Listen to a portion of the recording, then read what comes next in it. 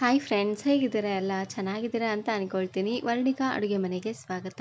ಇವತ್ತಿನ ವಿಡಿಯೋದಲ್ಲಿ ತುಂಬಾ ಸ್ಪೈಸಿಯಾಗಿರುವಂತಹ ಒಂದು ಚಿಕನ್ ಸುಕ್ಕನ ಯಾವ ರೀತಿಯಾಗಿ ಮಾಡೋದು ಅಂತ ನೋಡೋಣ. ಅದರಲ್ಲೂ ಈ ಚಳಿಗೆ ಈ ರೀತಿಯಾಗಿ ಚಿಕನ್ ಸುಕ್ಕನ ಮಾಡ್ಕೊಳ್ಳಿ, ತುಂಬಾ ರುಚಿಯಾಗಿರುತ್ತೆ ಅಂತಲೇ ಹೇಳ್ಬೋದು. ಹಾಗಾದರೆ ಬನ್ನಿ ತಡ ಮಾಡದೆ ರೆಸಿಪಿನ ಶುರು ಮಾಡೋಣ. ಇದನ್ನು ಮಾಡಲಿಕ್ಕೆ ಮೊದಲು ನಾನಿಲ್ಲಿ ಒಂದು ಪ್ಯಾನಿಗೆ 5ರಿಂದ 6 ಚಮಚ ಆಗುವಷ್ಟು ಎಣ್ಣೆನ ಹಾಕ್ಕೊಳ್ತಾ ಇದ್ದೀನಿ. ಎಣ್ಣೆ ಸ್ವಲ್ಪ ಬಿಸಿ ಆಗ್ತಿದ್ದಂಗೆ ಮೀಡಿಯಮ್ ಸೈಜಿನ ಒಂದು ಈರುಳ್ಳಿ ಹಾಗೆಯೇ ಒಂದೇ ಒಂದು ಹಸಿರು ಮೆಣಸಿನಕಾಯಿನ ಹಾಕ್ಕೊಳ್ತಾ ಇದ್ದೀನಿ. ಇವಾಗ ಉರಿನ ಪೂರ್ತಿಯಾಗಿ ಲೋ ಫ್ಲೇಮ್ನಲ್ಲೇ ಇಟ್ಟು ಈರುಳ್ಳಿ ಎಲ್ಲ ಸ್ವಲ್ಪ ಸಾಫ್ಟ್ ಆಗೋವರೆಗೂ ಬೇಯಿಸ್ಕೊಂಡು ತಗೊಳ್ಬೇಕು. ಇದಕ್ಕೆ ನಾನಿಲ್ಲಿ ಅಚ್ಕಾರದ ಪುಡಿ ಹಾಕೋದಿದೆ, ಹಾಗಾಗಿ ನಾನಿಲ್ಲಿ ಒಂದೇ ಒಂದು ಹಸಿರು ಮೆಣಸಿನಕಾಯಿನ ಹಾಕೊಂಡಿದ್ದೀನಿ. ನೋಡಿ, ಈರುಳ್ಳಿ ಎಲ್ಲ ಪೂರ್ತಿಯಾಗಿ ಸಾಫ್ಟಾಗಿ ಬೆಂದಾದ್ಮೇಲೆ ಇವಾಗ ನಾನಿಲ್ಲಿ ಅರ್ಧ kg ಆಗುವಷ್ಟು ಚಿಕನನ್ನು ಹಾಕ್ಕೊಳ್ತಾ ಇದ್ದೀನಿ. ಚಿಕನ್ಗೆ ನಾನಿವಾಗ ಸ್ವಲ್ಪ ಉಪ್ಪು ಹಾಗೆಯೇ ಅರಿಶಿನ ಪುಡಿನ ಹಾಕ್ಕೊಂಡು ಬೇಯಿಸ್ಕೊಳ್ತಾ ಇದ್ದೀನಿ. ಚಿಕನನ್ನು ತೊಳೆಯುವಾಗಲೇ ಸ್ವಲ್ಪ ಉಪ್ಪನ್ನು ಹಾಕ್ಕೊಂಡು 2ರಿಂದ 3 ಸಾರಿ ಚೆನ್ನಾಗಿ ಇದನ್ನು ತೊಳ್ಕೊಂಡು ತಗೊಳ್ಬೇಕು. ನೋಡಿ, ಉಪ್ಪು ಹಾಗೆಯೇ ಅರಿಶಿನ ಪುಡಿನ ಹಾಕ್ಕೊಂಡು ಒಂದು ಸಾರಿ ಚೆನ್ನಾಗಿ ಇದನ್ನು ಮಿಕ್ಸ್ ಮಾಡಿಕೊಂಡು ಇವಾಗ ಮೇಲ್ಗಡೆ ಮುಚ್ಚಳನ ಮುಚ್ಚಿ ಚಿಕನ್ ಎಲ್ಲ ಚೆನ್ನಾಗಿ ನೀರು ಬಿಡಬೇಕು. ನೋಡಿ, ಅಲ್ಲಿವರೆಗೂ ಉರಿನ ಪೂರ್ತಿಯಾಗಿ ಲೋ ಫ್ಲೇಮ್ನಲ್ಲೇ ಇಟ್ಟು ಬೇಯಿಸ್ಕೊಂಡು ತಗೊಳ್ಬೇಕು. ಚಿಕನ್ ಎಲ್ಲ ಚೆನ್ನಾಗಿ ಬೇಯಲಿ ಅಷ್ಟರಲ್ಲಿ ನಾನು ಇವಾಗ ಒಂದು ಮಸಾಲೆನ ರೆಡಿ ಮಾಡ್ಕೊಳ್ತಾ ಇದ್ದೀನಿ. ಇವಾಗ ನಾನಿಲ್ಲಿ ಒಂದು ಸಣ್ಣ ಮಿಕ್ಸಿ ಜಾರಿಗೆ ಎಲ್ಲ ಮಸಾಲೆಗಳನ್ನು ರುಬ್ಕೊಳ್ತಾ ಇದ್ದೀನಿ. 4ರಿಂದ 5 ಗಡ್ಡೆ ಆಗುವಷ್ಟು ಬೆಳ್ಳುಳ್ಳಿ, ಜವಾರಿ ಬೆಳ್ಳುಳ್ಳಿನ ತಗೊಳ್ಳಿ, ತುಂಬಾ ಚೆನ್ನಾಗಿರುತ್ತೆ. ಹಾಗೆಯೇ 3 ಇಂಚು ಆಗುವಷ್ಟು ಶುಂಠಿ, ಇದಕ್ಕೇನೆ ಸ್ವಲ್ಪ ಕೊತ್ತಂಬರಿ ಸೊಪ್ಪನ್ನು ಹಾಕ್ಕೊಂಡು ಪೂರ್ತಿ ನುಣ್ಣದಾಗೆ ಇದನ್ನು ಗ್ರೈಂಡ್ ಮಾಡ್ಕೊಳ್ತಾ ಇದ್ದೀನಿ. ಇವಿಷ್ಟು ಮಸಾಲೆನ ಹಾಕ್ಕೊಂಡ್ರೆ ಸಾಕಾಗುತ್ತೆ. ನೋಡಿ, ಇದಕ್ಕೆ ಸ್ವಲ್ಪ ನೀರನ್ನು ಹಾಕ್ಕೊಂಡು ನುಣ್ಣದಾಗೆ ಇದನ್ನು ಗ್ರೈಂಡ್ ಮಾಡ್ಕೊಂಡು ತಗೊಳ್ಬೇಕು.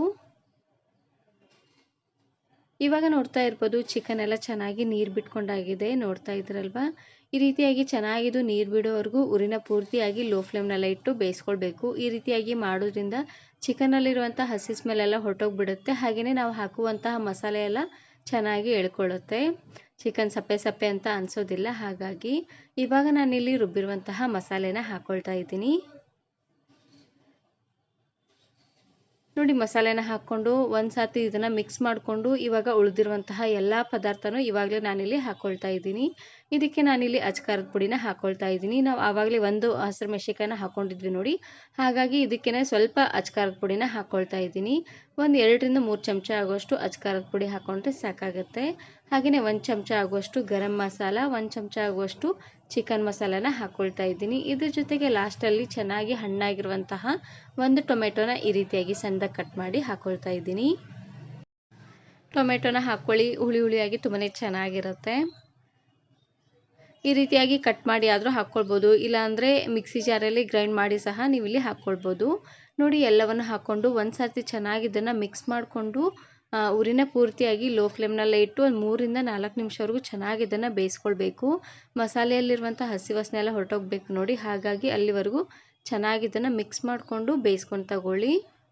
ಇದಕ್ಕೆ ನೀರೇನು ಹಾಕೋದು ಬೇಡ, ಹಾಗೆ ಇದನ್ನು ಬೇಯಿಸ್ಕೊಂಡು ತಗೊಳ್ಬೇಕು. ಇವಾಗ ನೋಡ್ತಾ ಇರ್ಬೋದು, ಚೆನ್ನಾಗಿ ನೀರು ಬಿಟ್ಕೊಂಡಿದೆ. ಚಿಕನ್ನು ಮೊದಲೇ ಚೆನ್ನಾಗಿ ನೀರು ಬಿಟ್ಟಿರುತ್ತೆ, ಹಾಗಾಗಿ ಇದಕ್ಕೆ ನೀರೇನು ಹಾಕೋದು ಬೇಡ, ಹಾಗೆ ಇದನ್ನು ಬೇಯಿಸ್ಕೊಂಡು ತಗೊಳ್ಬೇಕು. ಈ ರೀತಿಯಾಗಿ ಚೆನ್ನಾಗಿದು ಕುದಿ ಬಂದಾದಮೇಲೆ ಇವಾಗ ನಾನಿಲ್ಲಿ ಒಂದು ಅರ್ಧ ಗ್ಲಾಸ್ ಆಗುವಷ್ಟು ನೀರನ್ನು ಹಾಕ್ಕೊಂಡು ಕುದಿಸ್ಕೊಳ್ತಾ ಇದ್ದೀನಿ. ಚಿಕನ್ ಎಲ್ಲ ಪೂರ್ತಿ ಸಾಫ್ಟಾಗಿ ಚೆನ್ನಾಗಿ ಬೇಯಬೇಕು ನೋಡಿ, ಹಾಗಾಗಿ ನೀರನ್ನು ಹಾಕ್ಕೊಂಡು ಒಂದು ಸಾರಿ ಚೆನ್ನಾಗಿ ಇದನ್ನು ಮಿಕ್ಸ್ ಮಾಡಿಕೊಂಡು ಇವಾಗ ಉರಿನ ಪೂರ್ತಿಯಾಗಿ ಲೋ ಫ್ಲೇಮ್ನಲ್ಲೇ ಇಟ್ಟು ಚಿಕನ್ನಲ್ಲಿರುವಂಥ ನೀರೆಲ್ಲ ಪೂರ್ತಿಯಾಗಿ ಹೋಗೋವರೆಗೂ ಚೆನ್ನಾಗಿ ಇದನ್ನು ಬೇಯಿಸ್ಕೊಂಡ್ರೆ ಆಯಿತು. ಇವಾಗ ನೋಡ್ತಾ ಇರ್ಬೋದು, ಚಿಕನ್ ಪೀಸಸ್ ಎಲ್ಲ ಚೆನ್ನಾಗಿ ಬೆಂದು ಗ್ರೇವಿ ಸ್ವಲ್ಪ ಗಟ್ಟಿಯಾಗಿದೆ. ಸ್ವಲ್ಪ ಈ ರೀತಿಯಾಗಿ ಗ್ರೇವಿ ಥರ ಮಾಡ್ಕೊಳ್ಳಿ. ಚಪಾತಿ ಹಾಗೆ ರೊಟ್ಟಿ ಅನ್ನೋ ಜೊತೆ ಎಲ್ಲ ತುಂಬಾ ರುಚಿಯಾಗಿರುತ್ತೆ. ಪೂರ್ತಿ ಗಟ್ಟಿಯಾಗಿ ಮಾಡಿದ್ರೆ ಮತ್ತು ಸೈಡ್ ಸ್ವಲ್ಪ ಸಾಂಬಾರು ಥರನೂ ಮಾಡ್ಕೊಳ್ಬೇಕಾಗತ್ತೆ. ಹಾಗಾಗಿ ಇದನ್ನೇ ಸ್ವಲ್ಪ ಗ್ರೇವಿ ಥರ ಮಾಡಿಕೊಂಡ್ರೆ ತುಂಬಾ ಚೆನ್ನಾಗಿರುತ್ತೆ. ಲಾಸ್ಟಲ್ಲಿ ಸಣ್ಣದಾಗಿ ಕಟ್ ಮಾಡಿರುವಂತಹ ಕೊತ್ತಂಬರಿ ಸೊಪ್ಪನ್ನು ಹಾಕ್ಕೊಳ್ತಾ ಇದ್ದೀನಿ. ಇದನ್ನು ನೀವು ಚಪಾತಿ, ರೋಟಿ, ಕುಲ್ಚಾ ಹಾಗೆಯೇ ಬಿಸಿ ಬಿಸಿಯಾಗಿರುವಂತಹ ಅನ್ನದ ಜೊತೆ ಹಾಗೆಯೇ ಮಸಾಲ ರೈಸ್ ಜೊತೆಗೆಲ್ಲ ಸರ್ವ್ ಮಾಡ್ಕೊಳ್ಬೋದು. ತುಂಬಾ ಚೆನ್ನಾಗಿರುತ್ತೆ. ಈ ವಿಡಿಯೋ ಇಷ್ಟ ಆದರೆ ಈಗಲೇ ಒಂದು ಲೈಕ್ ಬಟನನ್ನು ಕ್ಲಿಕ್ ಮಾಡಿ ಫ್ರೆಂಡ್ಸ್ ಆ್ಯಂಡ್ ಫ್ಯಾಮಿಲಿ ಜೊತೆಗೆ ಶೇರ್ ಮಾಡಿ. Thanks for watching.